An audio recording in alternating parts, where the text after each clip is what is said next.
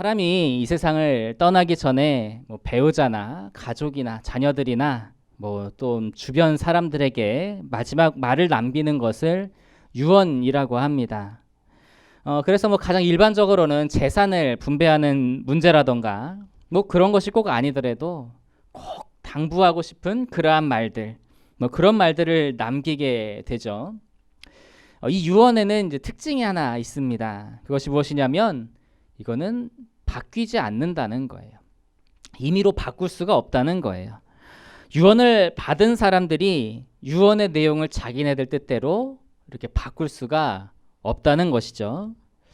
오늘 바울 사도는요, 유언의 이런 특징에 빗대어서 율법과 믿음에 대해서 이야기를 하고 있습니다. 우리 15절 말씀 같이 한번 보시겠습니다. 15절 같이 읽겠습니다. 시작. 형제들아, 내가 사람의 예대로 말하노니 사람의 언약이라도 정한 후에는 아무도 폐하거나 더하거나 하지 못하느니라. 자, 15절에서 보시면 그 사람의 언약이라고 기록이 되어 있는데 이 부분을 이제 새번역 성경은 그 적법한 절차로 남겨진 유언이다라고 그렇게 번역이 되어 있어요. 그러니까 번복할 수 없는 유언의 특징을 이야기를 하고 있는 겁니다. 그런데 바울은 이 유언의 특징을 하나님의 약속과 연결하고 있어요. 우리 16절도 같이 한번 보실까요? 16절 말씀 시작. 이 약속들은 아브라함과 그 자손에게 말씀하신 것인데 여럿을 가리켜 그 자손들이라 하지 아니하시고 오직 한 사람을 가리켜 내 자손이라 하셨으니 곧 그리스도라. 바울은 그 하나님께서 아브라함에게 약속하신 말씀은 그 유언과 같이 폐하거나 더하거나 변질시킬 수 없다고 말하면서요, 그 하나님께서 아브라함에게 하신 말씀을 좀 인용해 오고 있습니다. 하나님께서는 아브라함에게 약속하실 때요, 그의 자손들이라고 복수형으로 사용을 하지 않으시고 단수형인 너의 자손이라고 그렇게 말씀하셨다고 해요. 정말 그럴까요? 우리가 사실 우리나라는 이제 단수형, 복수형 사실 가리지 않고 적당하게 의미통하게 사용을 많이 하기 때문에 기억이 잘 안 나실 수도 있을 것 같아요. 그래서 우리 한 구절만 찾아보도록 하겠습니다.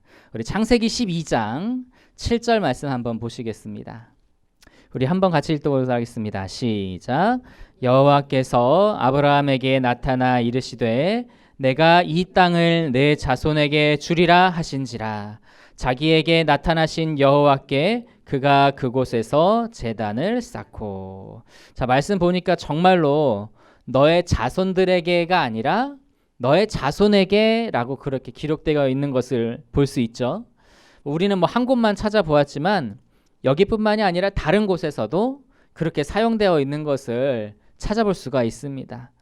그래서 이제 바울은 하나님께서 아브라함에게 하셨다는 그 약속의 그 자손, 그 약속의 후손이 예수 그리스도라고 말하고 있어요. 자, 그러면 일단 그 아브라함에게 하나님께서 약속하신 것이 먼저입니까? 아니면은 모세에게 말씀해 주신 율법이 먼저입니까? 여러분, 아브라함이 먼저 사람입니까? 모세가 먼저 사람입니까? 아브라함이 먼저 사람이죠. 훨씬 먼저 사람이에요. 우리 17절 말씀 한번 보시겠습니다. 우리 본문 갈라디아서 3장 17절 같이 보겠습니다. 시작. 내가 이것을 말하노니 하나님께서 미리 정하신 언약을 430년 후에 생긴 율법이 폐기하지 못하고 그 약속을 헛되게 하지 못하리라. 자, 아브라함은 이제 모세보다 한 약 430여 년 앞선 사람이에요. 그리고 아브라함을 통해 주어진 그 믿음의 약속은 모세를 통해 주어진 율법보다 430년 앞선 겁니다. 또한 아브라함이 하나님을 믿음으로 말미암아 의롭다 하심을 얻은 것도, 그러니까 구원의 약속을 받은 것도 율법보다 400여 년 앞선 거예요. 그렇기 때문에 바울은 이 율법보다 믿음의 약속이 먼저이기 때문에 율법은 결코 믿음의 약속을 대신할 수도 없고 변경할 수도 없다라고 그렇게 말하고 있는 겁니다. 여러분 한번 생각해 보시죠. 하나님께서 그 아브라함의 믿음을 보시고 그래 내가 너의 믿음을 보니 너는 참 의로운 자다. 내가 그렇게 인정해 주겠다라고 말씀하셨잖아요. 그런데 430년이 지난 후에 율법을 주시면서 그러시는 거예요. 율법을 주고 보니까 아브라함은 이 기준에 좀 걸맞지 못한 사람이구나. 그는 좀 의롭지 못한 사람 같다. 뭐 그렇게 말씀을 하신다면 하나님의 그러한 대한 신뢰가 얼마나 땅에 떨어지겠습니까? 그런데 하나님은 그렇게 우유부단하여 이 말 저 말을 다르게 하시고 또 했던 말을 번복하시는 분이 아니십니다. 하나님의 말씀은 변치 않습니다. 하나님의 약속은 변하지 않고 하나님은 한결같이 신실하신 분이시다라고 하는 것을 성경에서는 전체적으로 증거하고 있어요. 자, 그러면 왜 하나님은 굳이 이스라엘 백성들에게 율법을 주신 걸까요? 왜 뒤늦게 율법을 주셔가지고 우리를 이렇게 혼돈스럽게 하시는 걸까요? 이 율법은 하나님께서 아무 의미 없이 주신 게 아닙니다. 율법에 분명한 역할이 있어요. 간단하게 세 가지로 말씀드리면 첫째는 율법은 우리에게 죄를 깨닫게 합니다. 그러니까 어떤 것이 죄인지를 알게 되고 그리고 나의 어떠한 모습이 죄다라고 하는 것을 깨닫게 되는 거예요. 자, 둘째로는 율법은 우리에게 하나님의 은혜가 반드시 필요하다라고 하는 것을 깨닫게 합니다. 왜냐하면은 율법을 통해서 깨달은 나의 죄가 있는데 그러한 죄가 나의 힘으로는 어떻게 감당할 수가 없고 내 능력으로는 구원에 이를 수 없다는 것을 깨닫게 해서 하나님만을 바라봐야 하는구나라고 하는 것을 알게 한다는 거예요. 세 번째로 이 율법을 완성하신 분이 예수님이시다라고 하는 것을 알고 예수님을 바라볼 수 있게 하는 겁니다. 이게 율법의 역할이에요. 내가 나의 죄를 어떻게 할 수 없어. 하나님의 은혜가 필요하다는 것을 알게 하고 그 은혜를 받기 위해 예수 그리스도의 십자가를 바라보게 한다는 거예요. 이런 역할을 바울은 무엇이라고 비유를 하냐면 초등교사라고 비유를 하고 있습니다. 우리 24절 말씀 한번 같이 보실까요?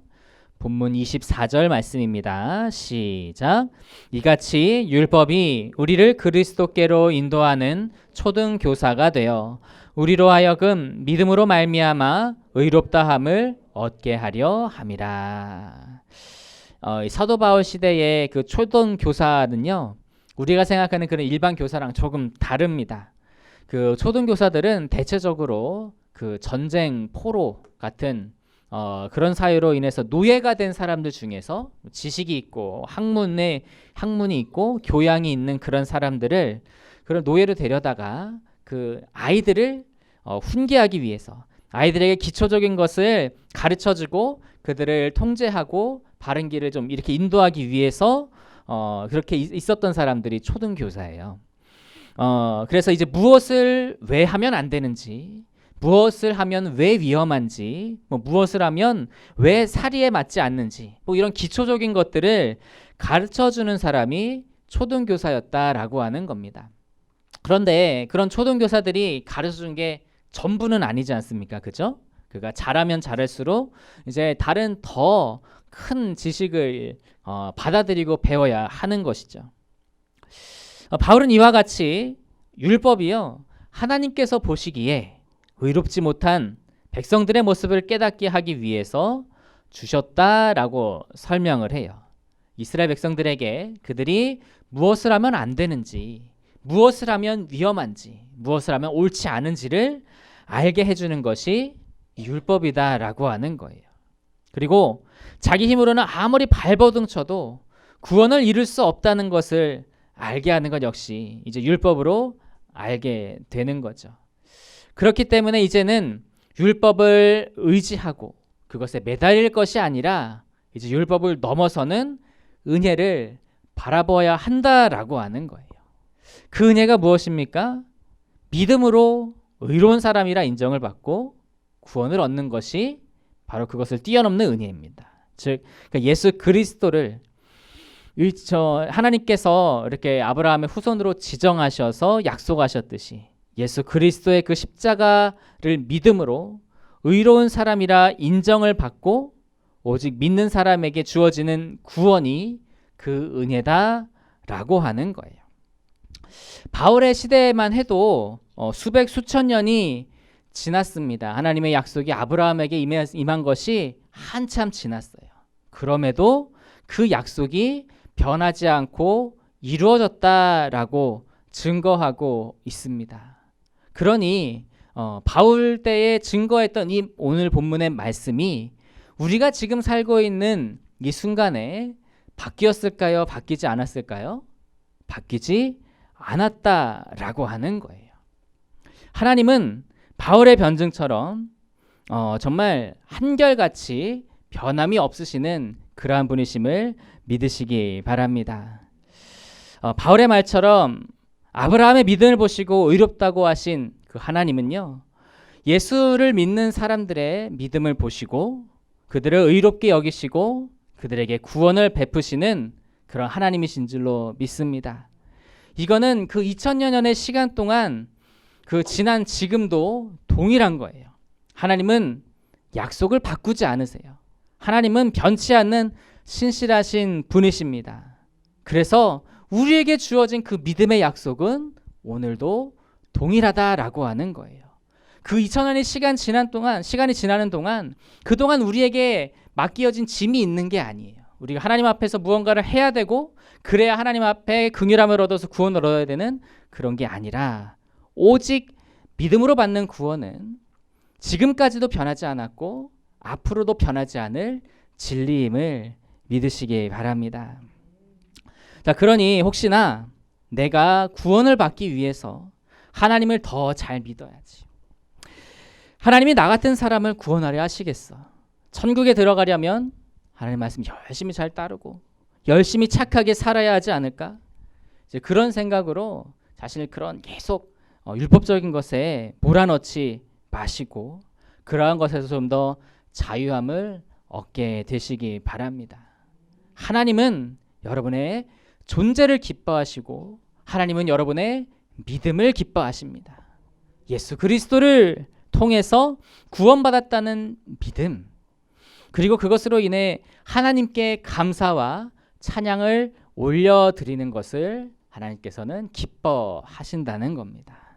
그러니 우리가 행위에 얽매여 있는 것이 아니라 오직 하나님의 그 은혜를 감사하며 나아갈 수 있게 되기를 원합니다. 지금까지도 변하지 않았고 앞으로도 변하지 않을 하나님의 그 놀라운 은혜, 그 믿음으로 인한 구원의 은혜를 우리가 계속해서 찬양하면서 또 그 은혜 가운데 기쁨으로 살아갈 수 있는 저 여러분 되시기를 주님의 이름으로 축복합니다.